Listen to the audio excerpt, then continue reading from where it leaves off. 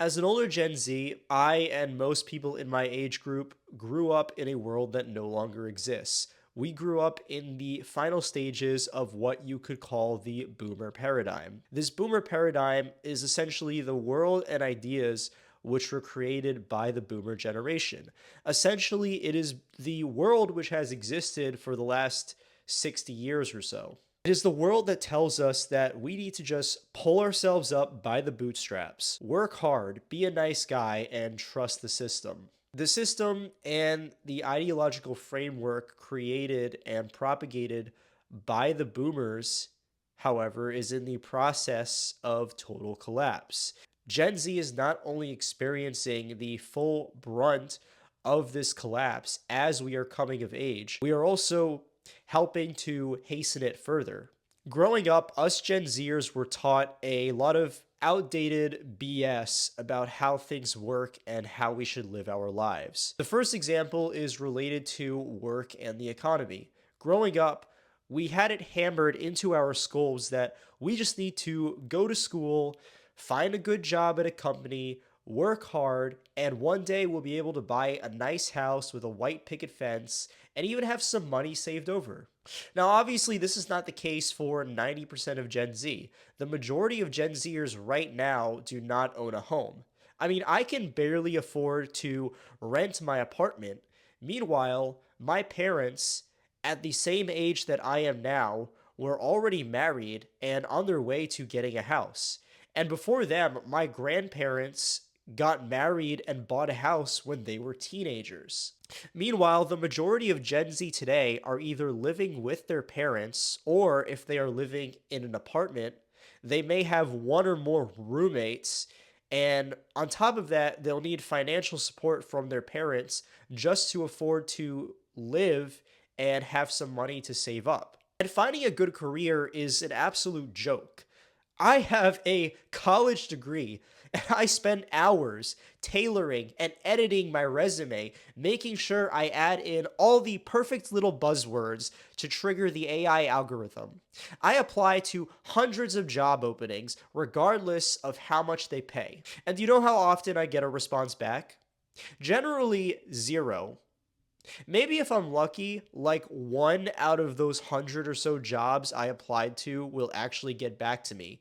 And even then, I will have to go through a weeks long humiliation ritual by the company just for them to even determine if they want to hire me or not.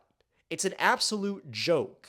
On top of that, even if you do get a job, you are not even going to be making enough money to actually sustain yourself.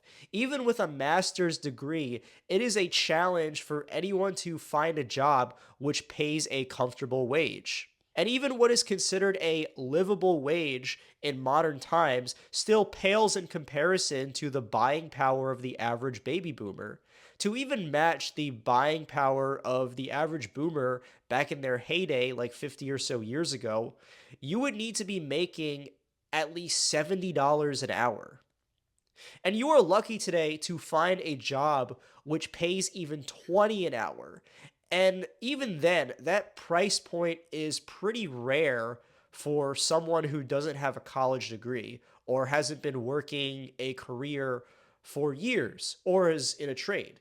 If you're just an average person who hasn't gone to school and doesn't have a lot of experience, then you'd be lucky to even see like 17 an hour sometimes.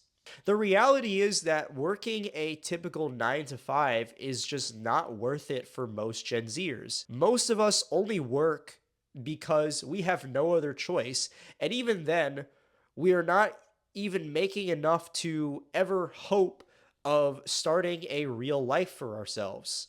And most of us are waking up to this, which is why participation in the job market is at an all time low for Gen Z. A large percentage of young people are unemployed, and many of us are leaning towards more unconventional methods just to make money. I mean, you know something is wrong when you have a better chance of affording a house through sports betting than you do by working a 9 to 5.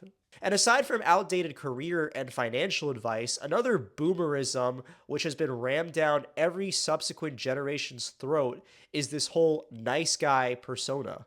From the time we are young, we are told from our adult peers and from our media that we just need to be a nice person, to just be passive, not to be dominating, and to be a good stand up guy, and people will naturally gravitate towards us and like us.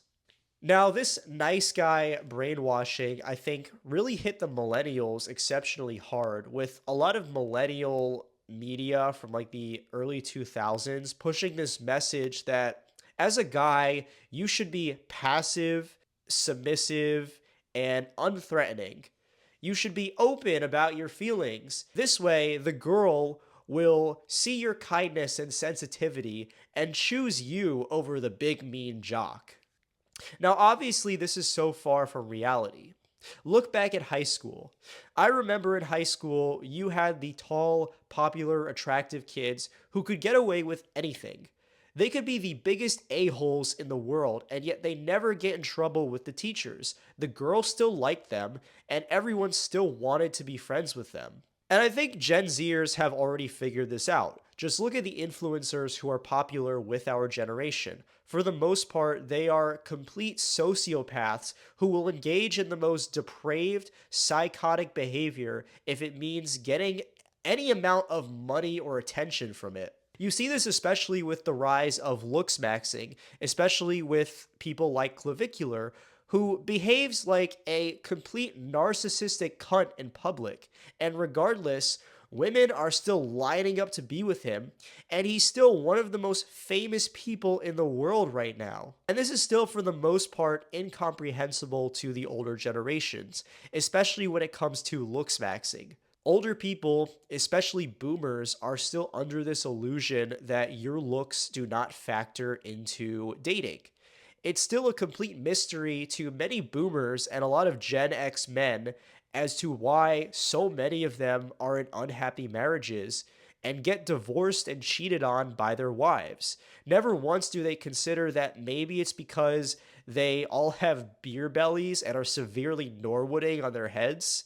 And never once do they consider that this just be a nice guy persona they've been indoctrinated into is why their women don't respect them. When it comes to politics, the boomer paradigm is that you have one of two options. You could either vote for the extreme far left, or you can vote for people who are slightly less far left. I'm sure there are similar things in other Western countries, but just for example, in the USA, you can choose to vote for either a Democrat or a Republican. If you are a young conservative white guy, it would probably be better to vote Republican. Sure, maybe Republicans are a bit more pro white and promote some conservative values. Emphasis on the quotations here when I say conservative, because in reality, most of these so called conservative values promoted by Republicans are little more than surface level pandering, which they rarely ever actually follow through with and rarely ever actually believe in. In reality, Republicans are just slightly less left wing than Democrats. Republicans are still going to allow mass immigration into our country. They are not going to solve the existential meaning crisis currently facing a society already robbed of all its cultural foundations by boomers who wanted to make a quick buck. They are not going to solve the dating crisis or the total collapse of the economy and the housing market. Regardless of what party is in power, it is nothing more than a corrupt organization trying its best to maintain the illusion of a status quo for as long as possible. There will never be any real change coming from this two-party system. And this is why radical ideologies are at an all time high with younger generations. Many Gen Zers have either switched to extreme far left or to the extreme far right because we are completely disillusioned with this system. We realize that no real change can come from it, and we are ready to just tear it all down. The older generations can deny it as much as they want, but the reality stands that this old world order has completely disappeared for anyone under the age of 50. The reality for young people is that we have no more order or a system with which to orient ourselves within anymore. There is nothing left for us in this world anymore. Society is only going to get worse. Living is only going to get worse for us. Everything is going to continue spiraling into insanity until it all comes crashing down and burning.